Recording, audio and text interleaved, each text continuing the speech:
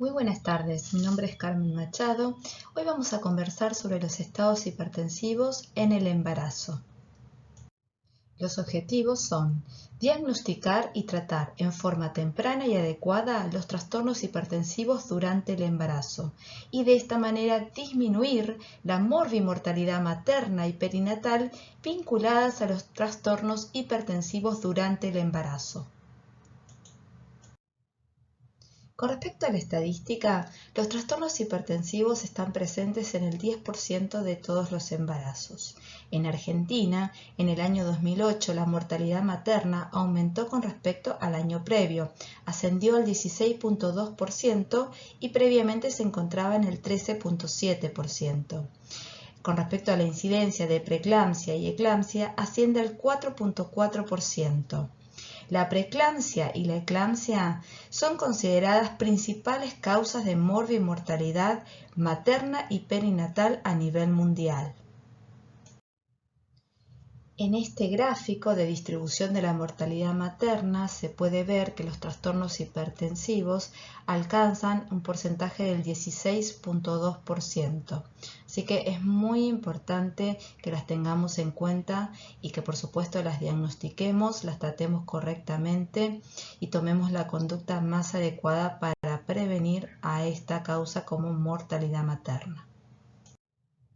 ¿A qué se debe que se desencadenen los trastornos hipertensivos durante el embarazo? Se sabe que se suceden una serie de eventos concatenados que básicamente inician en pacientes con predisposición de factores genéticos, inmunológicos e inflamatorios, que conllevan básicamente a una falla en la placentación y que también pueden verse sumados por enfermedades vasculares maternas, por exceso de enfermedad, por ejemplo, del trofoblasto, y eso conllevaría a las lesiones elementales que suceden, que son la isquemia uteroplacentaria y la activación endotelial. De esa manera se desencadenan todos los eventos de los que hablábamos que dependen de agentes vasoactivos, del vasoespasmo, del escape endotelial, de la activación de factores de la coagulación y del desencadenamiento también de agentes nocivos.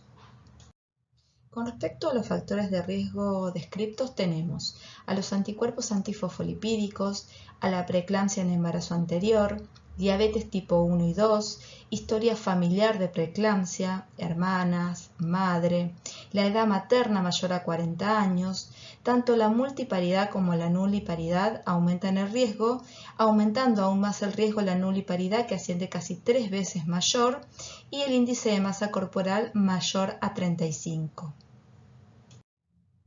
Vamos a definir a los diferentes estados hipertensivos durante el embarazo.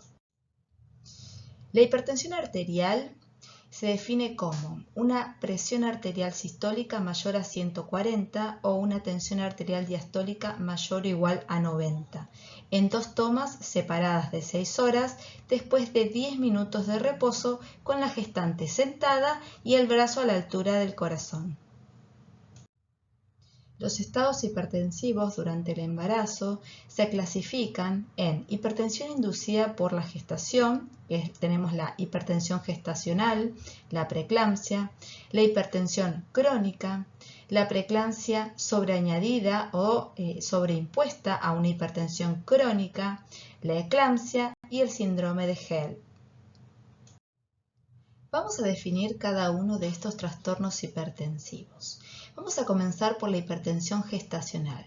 Se define como hipertensión gestacional a la tensión arterial inicial igual o mayor a 140 en 2 tomas separadas por 6 horas después de las 20 semanas de gestación. El diagnóstico de hipertensión gestacional o inducida por el embarazo es confirmado si la presión ha retornado a valores normales dentro de las 12 semanas postparto. La preeclampsia es un desorden multisistémico, se manifiesta en general también a partir de las 20 semanas de gestación con una presión mayor a 140-90 asociada a daño de otro órgano blanco, ya sea hígado, riñón, sistema nervioso, placenta, sistema de la coagulación o cardiopulmonar. y excepcionalmente podrá manifestarse antes de las 20 semanas en la enfermedad trofoblástica gestacional o en el síndrome antifosfolipídico severo. Se clasifica a su vez en preeclampsia leve, cuando la presión es de 140-90, con proteinurias mayores o igual a 300 miligramos en 24 horas, pero siempre menor a 5 gramos.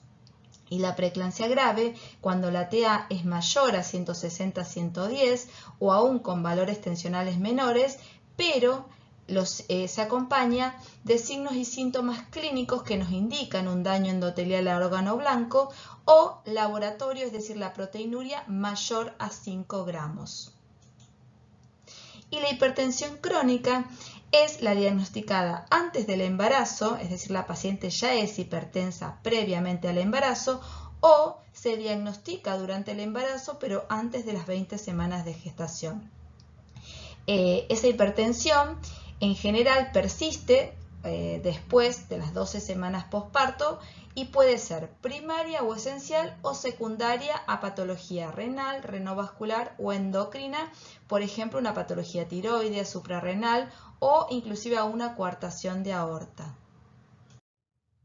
¿A qué denominamos preeclampsia sobreimpuesta a una hipertensión crónica? Es la aparición de evidencia de daño endotelial, tal como proteinuria luego de las 20 semanas, brusco aumento de los valores de proteinurias previos, agravamiento de las cifras de presión arterial o aparición de síndrome HELLP, síntomas neurosensoriales y o compromiso fetal en una mujer ya conocida como hipertensa crónica.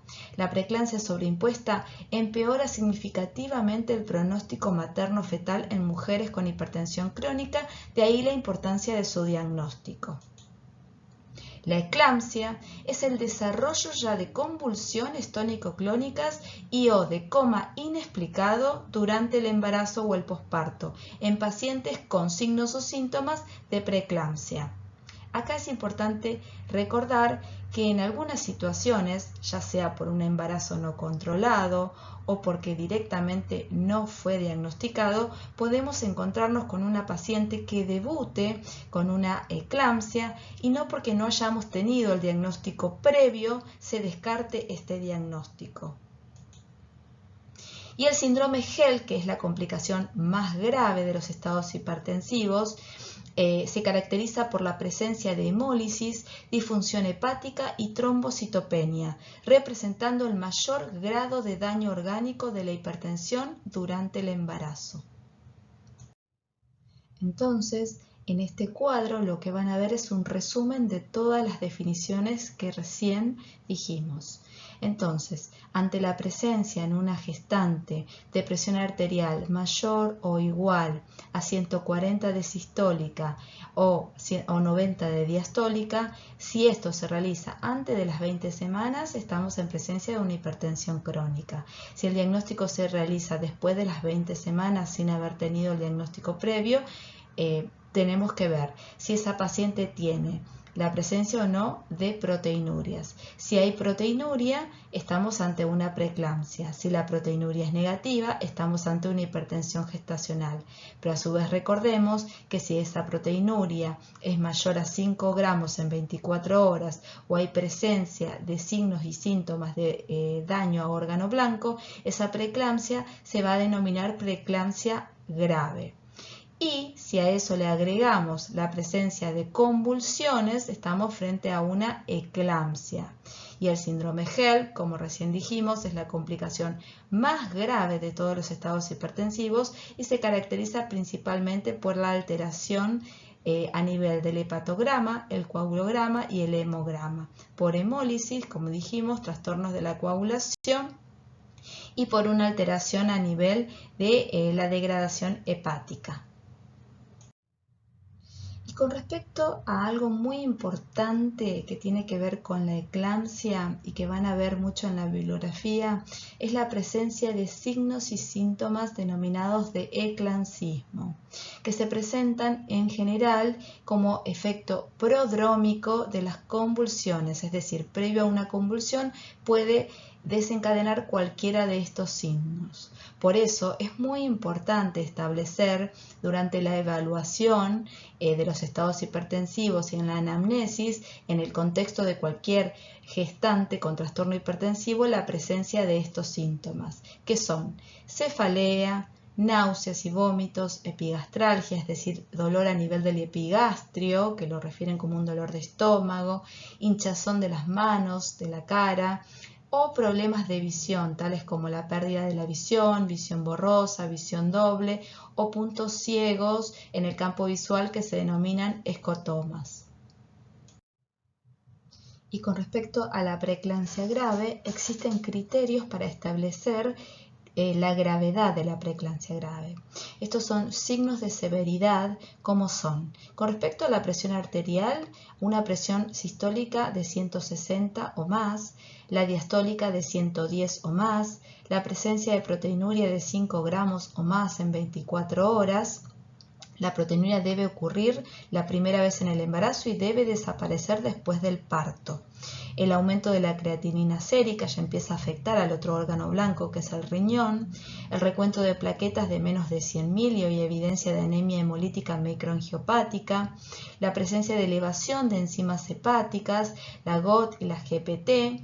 La cefalea persistente u otras perturbaciones cerebrales o visuales, la hiperreflexia patelar o el dolor epigástrico persistente. Cualquiera de estos signos en forma aislada nos hacen hacer el diagnóstico de una preeclampsia grave. ¿Cómo hacemos el control y el seguimiento? Bueno, habitualmente el manejo inicial consiste en el control antenatal. Se hace un control en la gestante cada 1 o 2 semanas, se implementan suplementos cálcicos y aspirina, principalmente para prevenir la preeclampsia, por ejemplo en una paciente con hipertensión inducida por el embarazo o una hipertensa crónica. Se instaura ya desde los controles en forma profiláctica esta terapéutica porque ha demostrado la prevención de la aparición de la preeclampsia, principalmente la preeclampsia grave. Lo que se hace es una dieta, la restricción de la actividad. Habitualmente se le pide solamente que hagan caminatas y a su vez sí o sí el control de la presión arterial 2 a 3 veces por semana. Se le piden laboratorios, siempre se intenta descartar la presencia de proteinuria y por supuesto la salud fetal se evalúa por ese trastorno que dijimos a nivel de la placentación con el Doppler fetal, es decir, donde se evalúa la vascularización fetal. El objetivo del tratamiento hipotensor principalmente es en el caso de que no haya comorbilidades, la presión se debe mantener entre 130 y 150 y la diastólica entre 80 y 100. Y si hay comorbilidades, se espera que la presión sea un poco más baja, que no supere los 145 de sistólica y que no supere los 95 de diastólica. La finalización, en el caso de la preeclampsia, es a las 37 semanas y se va a definir la vía del parto en función de la valoración del score de Bishop, es decir, si el cuello es favorable o no para intentar un parto o indicar una cesárea, y acá también hay que tener en cuenta que también va a depender de la salud fetal. En el posparto, nuevamente, se espera que la presión esté por debajo de 140-90 y se instaura, ni bien se finaliza el embarazo, un nuevo método anticonceptivo. Por supuesto que vamos a tener estadios en los cuales vamos a tener que ingresar o internar a la paciente y principalmente esto pasa en las pacientes que tienen preeclampsia grave. ¿Qué es lo que se trata de hacer? Se los ingresa siempre que la paciente presenta presiones mayores a 160-110, hay que internar a la gestante. Bien, se realiza un control de la presión arterial cada 5 minutos hasta estabilizarla, se debe realizar una exploración obstétrica general, se solicitan los laboratorios. Si la paciente no tuviera cultivo para estrepto, si tiene más de 32 semanas se le pide, porque también hay que pensar que es muy probable que se finalice antes esta gestación. Se debe realizar la maduración pulmonar fetal entre las 24 y 34.6 semanas inclusive. Se debe instaurar el tratamiento hipotensor y, como dijimos hoy, el objetivo, si la presión es severa, es bajar la presión a un máximo máximo de 150 y a un máximo de 100 de diastólica, y evitar los descensos bruscos de la presión porque pueden llevar a una hipovolemia o hipopsia a nivel fetal y eso podría llegar a generar la muerte fetal. Sabemos que la complicación que se continúa a una preeclampsia grave es la eclampsia, por lo cual lo otro que es mandatario es instaurar el tratamiento para prevención farmacológica de esas convulsiones. El fármaco de elección es el sulfato de magnesio. Se debe instaurar una dosis en bolo y luego una dosis de mantenimiento. Puede tener efectos secundarios, así que hay que tener mucho cuidado con la utilización y se debe realizar en un centro especializado para tales fines, por los riesgos que tiene inclusive de un paro cardiorrespiratorio. Se debe realizar un control también estricto de la diuresis por el riesgo de una intoxicación. Está contraindicada en las pacientes que ya tienen diagnóstico de miastenia gravis. En caso que se detecte una intoxicación por sulfato de magnesio, existe el antídoto que es el gluconato de calcio, que se hace una dosis en bolo. También se debe hacer la profilaxis de la enfermedad tromboembólica porque va a ser una paciente que se va a encontrar en reposo en tiempo prolongado. Eso se realiza con heparina y siempre que haya un mínimo de 3 factores de riesgo para desarrollar una enfermedad tromboembólica. Con respecto a la finalización del embarazo en la preeclampsia grave, ¿cuáles van a ser nuestras conductas? En gestaciones menores a 24 semanas, que hay mal pronóstico, hay que valorar la finalización, en este caso por indicación materna, ¿sí? Porque la edad gestacional no nos brinda la posibilidad de pensar en una viabilidad fetal, pero si hay un compromiso de la vida de la madre, hay que finalizar la gestación. Entre las 24 y las 33.6 semanas se instaura un tratamiento conservador con control materno-fetal intensivo, como el que recién describimos. Y más de 34 semanas está indicada la finalización de la gestación previa maduración pulmonar con corticoides, que dijimos que está indicada hasta las 34.6 semanas. Entonces, se debe estabilizar a la madre, se debe realizar una valoración del bienestar fetal, evaluar si hay criterios de finalización independientemente de la edad gestacional. Si no los hay, uno tiene que ver la edad gestacional. Si es menos de 32 semanas, hay que instaurar un tratamiento conservador, realizar la maduración pulmonar fetal. Si está entre las 32 y 33.6, hay que valorar el riesgo según el modelo que dijimos, que se sabe que si hay un menos del 5% de riesgo de mortalidad, se hace un tratamiento conservador. La revaloración se realiza a los 7 días si se precisa. Si hay un riesgo alto, mayor al 5%, se instaura la finalización previa maduración pulmonar. Si en cambio se encuentra entre las 34 y 34.6 semanas, se finaliza previa maduración pulmonar, y si es mayor a 35 semanas, se finaliza inmediatamente, así como también cuando hay una afectación, como dijimos, o un compromiso del riesgo de la vida de la madre. También se finaliza inmediatamente. Vamos a pasar a la eclampsia. La eclampsia es una emergencia obstétrica. La presencia de convulsiones o coma en una gestante obliga a descartar lo antes posible la eclampsia. Sabemos que se presenta en el 50% de las gestaciones pretérmino y aproximadamente en un 59% se dará anteparto, un 20% intraparto y un 21% posparto. Y una vez que se presenta un episodio convulsivo, el riesgo de recurrencia es del 2%. Los objetivos inmediatos en la eclampsia son prevenir la hipopsia y el trauma materno, el tratamiento de la hipertensión arterial si existe, es decir, bajar la presión, la prevención de las recurrencias, es decir, de las convulsiones nuevamente con sulfato de magnesio, y la evaluación de finalización de la gestación debe ser inmediata. Como toda emergencia obstétrica, el manejo va a ser multidisciplinario y en equipo. Se debe activar lo que se denomina el código rojo. ¿Qué es lo que se debe hacer?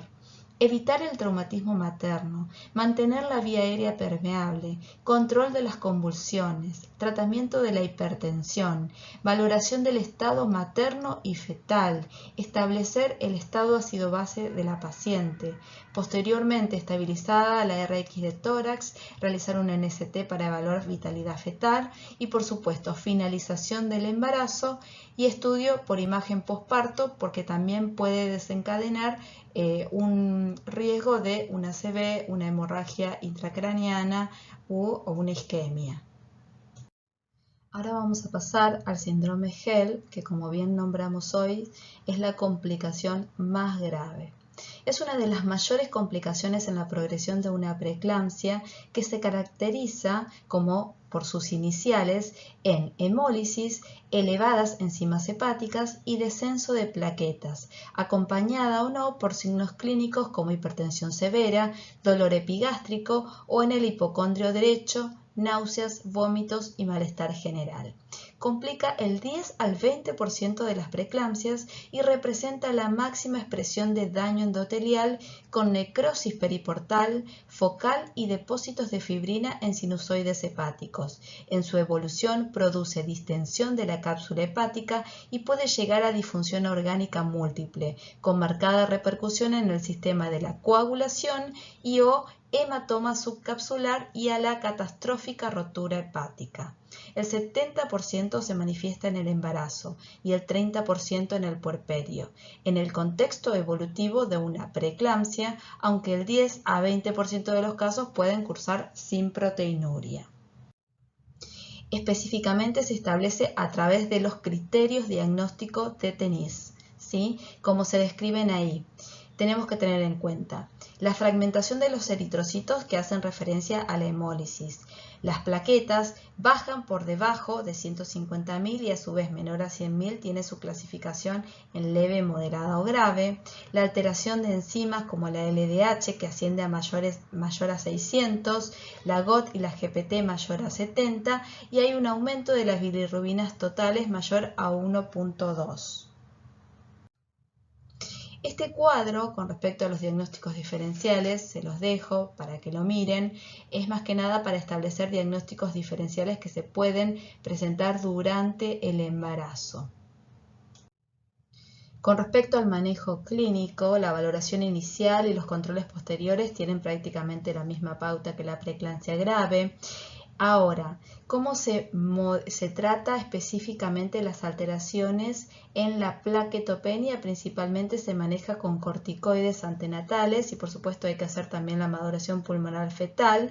En el caso de que sea necesario se va a tener que instaurar el tratamiento de transfusión de plaquetas, pero el tratamiento definitivo, y esto tiene que quedar bien claro, el tratamiento definitivo en el síndrome HELLP es la finalización de la gestación independientemente de la edad gestacional. Lo que sí se van a tomar diferentes medidas en base a la edad gestacional, como se detalla en este cuadro, pero el tratamiento final siempre va a ser culminar la gestación. La conducta y el manejo del síndrome HELLP básicamente tiene 4 pilares para obtener los mejores resultados y prevenir la mortalidad feto-materna. Y son realizar un diagnóstico temprano, la finalización del embarazo expeditivo, la terapia agresiva de las complicaciones y la prevención de la eclampsia con sulfato de magnesio. Bueno, hasta acá son los conceptos elementales que les dejamos nosotros. Para ampliar, para este tema solo deben leer la guía del Ministerio. No es necesario que utilicen otras bibliografías. Con la guía del Ministerio es suficiente. ¿Estamos? Bueno, les dejo este mensajito en este momento de la pandemia, mantener distancia social y por favor lávense las manos. Nos encontramos en el seminario de esta semana.